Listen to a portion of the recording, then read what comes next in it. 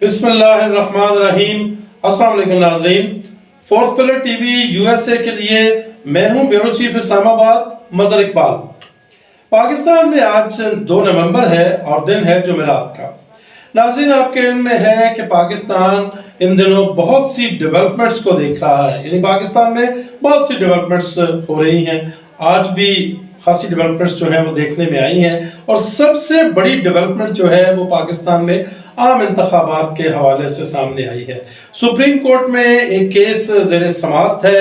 آج chief justice of Pakistan mister justice Qazi Faez عیسیٰ کی سربراہی میں ایک بینچ کیس کی سماعت کر رہا تھا۔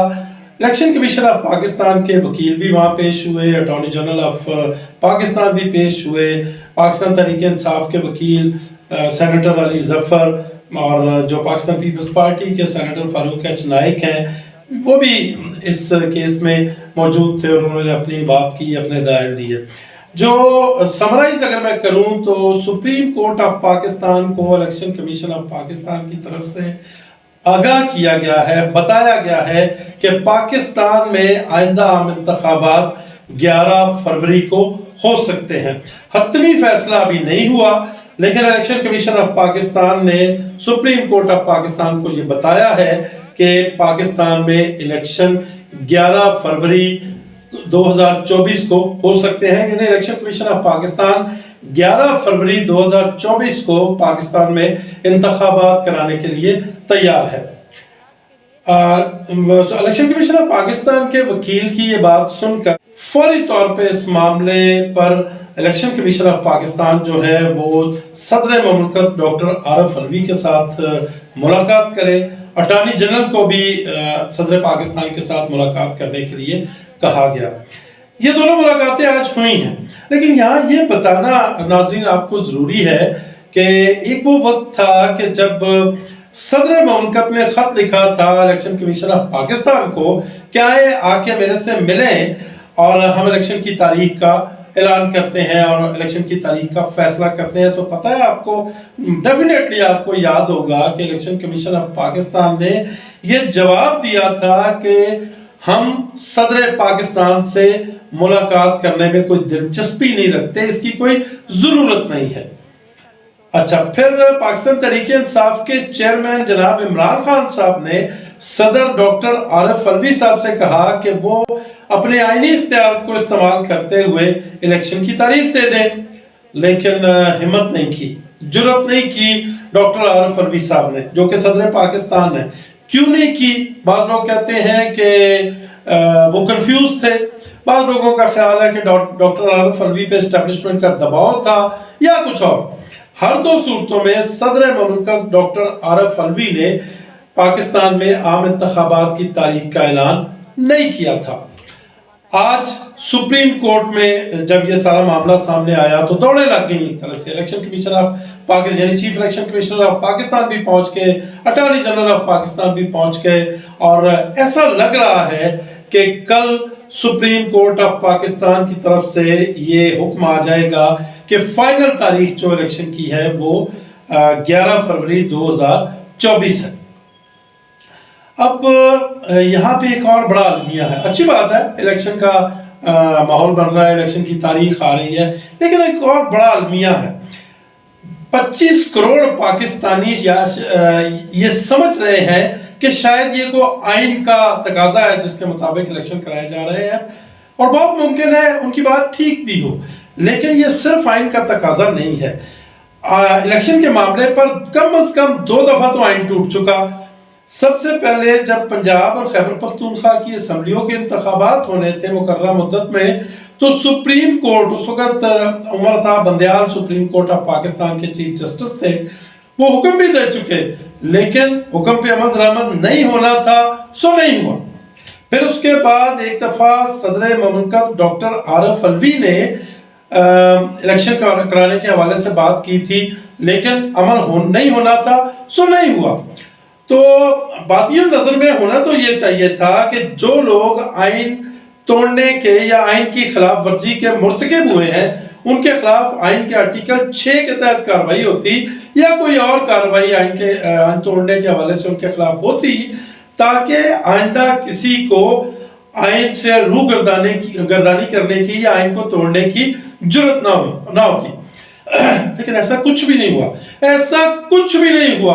اور سپریم کورٹ کی طرف سے یہ کہا گیا کہ ہم کسی بحث میں نہیں پڑھنا چاہتے، ہم یہ چاہتے ہیں کہ انتخابات ہو جائیں۔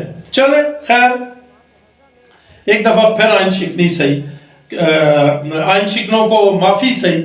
اس سے پہلے بھی اگر ہم بات کریں جنرل ضیاء الحق صاحب کی، پرویز مشرف صاحب کی، یا اور دیگر جو شخصیات ہیں پاکستان کے آئین کے ساتھ کھلواڑ کرتی رہی ہیں، ان کو بھی معافی ملتی رہی ہے۔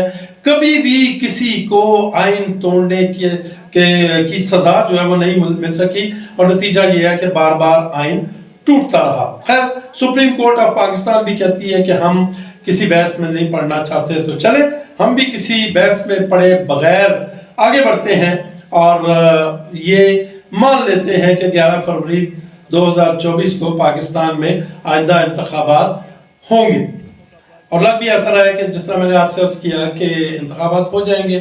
لیکن ایک اور بہت بڑا سوال جس کو ابھی تک ایڈریس نہیں کیا گیا، اور وہ سوال یہ ہے کہ پاکستان کے اندر ہونے والے مختلف سرویز میں نظر آنے والی پاکستان کی سب سے بڑی پولیٹیکل پارٹی پاکستان تحریک انصاف کس طرح سے انتخابات میں حصہ لے گی، اس کو کتنا لیول پلینگ فیلڈ دیا جائے گا، اور اس کے جو سربراہ ہے پاکستان تحریک انصاف کے چیئرمین جناب عمران خان صاحب، کیا ان کو آئندہ انتخابات میں حصہ لینے دیا جائے گا؟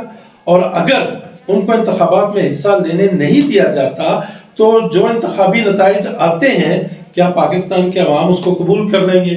کیا دنیا باہر کی جو ہے وہ اس کو قبول کر لے گی؟ آنے والے دن اس حوالے سے بڑے امپورٹنٹ ہیں کہ پاکستان تحریک انصاف اور اس کے چیئرمین کے انتخابات میں حصہ لینے کے حوالے سے کیا ڈیولپمنٹ جو ہے وہ سامنے آتی ہے۔ پاکستان تحریک انصاف ہی کے حوالے سے ایک بڑی امپورٹنٹ چیز آج سامنے آئی ہے، جو ڈاکٹر فیصل سلطان ہے، جو عمران خان صاحب کے معالج بھی ہیں، انہوں نے اڈیالہ میں آج ان کے ساتھ مختصر ملاقات کی عمران خان صاحب کے ساتھ، اور اچھی بات یہ ہے کہ ڈاکٹر فیصل سلطان کا یہ کہنا ہے کہ عمران خان صاحب فزیکلی اور ذہنی طور پہ انہیں فٹ دکھائی دیے اور وہ خوش دکھائی دیے۔ ڈاکٹر فیصل کہتے ہیں کہ میں نے ان سے پوچھا کہ آپ کے وکیل نے باہر میڈیا سے بات چیت کرتے ہوئے سمجھ کا اظہار کیا کہ آپ کو شاید زہر دیا گیا ہے یا زہر دیا جا رہا ہے، تو عمران خان صاحب نے ایسی کسی بات سے انکار کیا۔ انہوں نے کہا کہ میں نے تو ایسی کوئی بات نہیں کی۔ بعد میں ڈاکٹر جو فیصل سلطان ہے ان کا یہ کہنا تھا کہ جو شاید زہر نہ دیا گیا ہو، اس قسم کا خدشہ شاید عمران خان صاحب نے ظاہر کیا ہو کہ انہیں زہر دیا جا سکتا ہے۔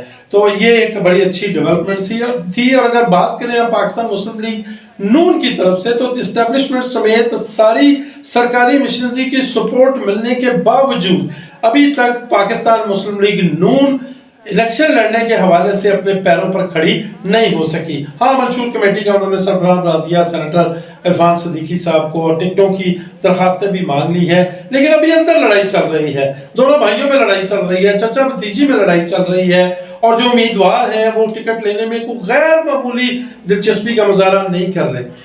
دلچسپی کا مظاہرہ تو کر رہے ہیں، لیکن غیر معمولی دلچسپی ہوتا ہے نا کہ ٹکٹوں کی طرح ٹکٹ بک رہے ہیں، ہاٹ کیک کی طرح ٹکٹ بک رہے ہیں، ایسی کوئی بات نہیں ہے۔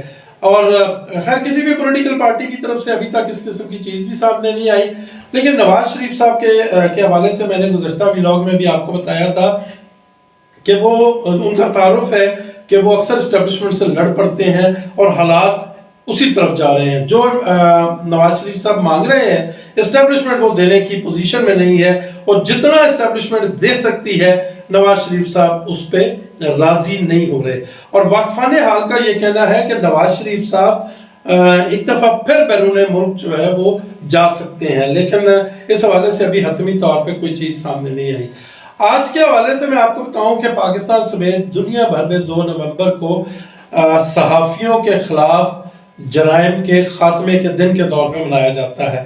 پاکستان میں اس حوالے سے کوئی بڑی ایکٹیویٹی نہیں ہوئی، ورنہ گزرے سالوں میں سیمینار ہوتے تھے، کانفرنسز ہوتی تھی، واکس ہوتی تھی، مختلف صحافتی تنظیمیں ہیں جو وہ ایکٹیویٹی کرتی تھی۔ ایسا کچھ ہوا لیکن نہ ہونے کے برابر بہت تھوڑا ہوا، اور اس کی وجہ کیا ہے؟ پاکستان میں آج جو میڈیا ہے وہ بدترین سٹریس میں ہے. میڈیا کو بہت سی پابندیوں کا سامنا ہے، بلکہ پابندیوں کا لفظ اب چھوٹا ہو گیا ہے.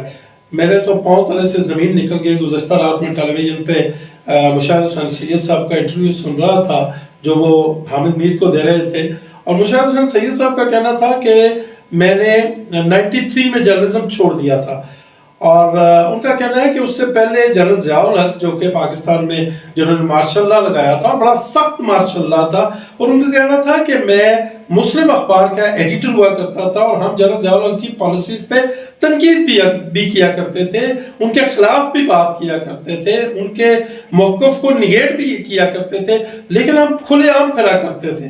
ہمیں گارڈ لے کے ساتھ چلنے کی ضرورت نہیں تھی. ضیاء الحق صاحب کی طرف سے بھی پابندیاں تھیں، لیکن آج جو پابندیاں ہیں پاکستان کے میڈیا پہ، شرم آتی ہے خود کو میڈیا کا حصہ کہنے کے حوالے سے. آج پاکستان کی تاریخ میں جو 2 نومبر کا دن منایا جا رہا ہے، یہ سب سے زیادہ دباؤ میں موجود میڈیا آج موجود ہے، دباؤ میں. اور اس سے زیادہ شرمناک اور کیا بات ہو سکتی ہے کہ تمام جو میڈیا مالکان ہیں، تمام میڈیا مالکان، میں بلا شرکت غیر اور بلا خوف تردید کہہ رہا ہوں کہ تمام میڈیا مالکان انڈر سٹریس کام کر رہے ہیں، اور ایسا لگتا ہے کہ کسی خاص جگہ سے ان کو جو کچھ کہا جاتا ہے وہ اتنا بولتے ہیں، جو ان سے کہا جاتا ہے وہ اتنا لکھتے ہیں. پاکستان میں صحافت آج صحافت نہیں رہ گئی، اور اس سے بڑا المیہ یہ ہے کہ بڑے بڑے صحافی جو ہیں وہ اس معاملے پہ کھل کے بات بھی نہیں کرتے کہ ہمارا گلا جو ہے وہ دبا دیا گیا ہے. اس امید کے ساتھ کہ آنے والا دن جو ہے وہ پاکستان میں جمہوریت کے حوالے سے بڑا روشن دن ہوگا، پاکستان میں آزادی میڈیا کے حوالے سے، میڈیا کی آزادی کے حوالے سے بڑا دن ہوگا. ہم آزاد فضاؤں میں سانس لے سکیں گے. میڈیا کے حوالے سے بات کر رہے ہیں، اور پاکستان میں جو اس وقت ایک گھٹن کا سا ماحول ہے وہ ماحول ختم ہوگا، اور پاکستان کی عوام ایک خوشحال پاکستان میں اپنی زندگی گزاریں گے. اپنا بہت خیال رکھیے گا، اور اپنے اس ٹی وی 4 پلٹ ٹی وی USA کا بھی خیال رکھیے گا. اللہ نگہبان.